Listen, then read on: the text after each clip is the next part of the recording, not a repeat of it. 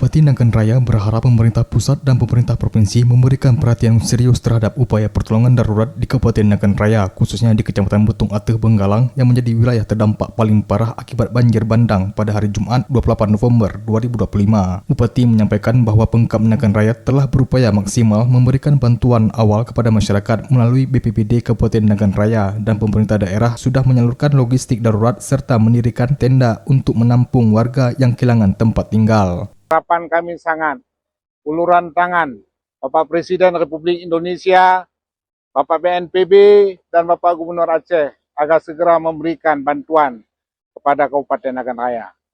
Atas bantuan Bapak kami sampaikan terima kasih. Pemkab Nagan Raya telah mengerahkan seluruh kemampuan dan sumber daya yang ada, namun kondisi kerusakan di Betung Ateh Benggalang sangat parah sehingga membutuhkan dukungan tambahan dari pemerintah provinsi maupun pemerintah pusat. Banjir bandang tersebut terjadi akibat tingginya intensitas hujan disertai angin kencang yang melanda wilayah Nagan Raya sejak hari Selasa hingga Rabu pada tanggal 25 hingga 26 November 2025. Hujan ekstrim tersebut membuat debit air Sungai Krung Betong meningkat tajam dan tidak mampu ditampung sehingga meluap dan menghantam permukiman warga. Reporter RRI Melabuh, Arif Rizalul melaporkan.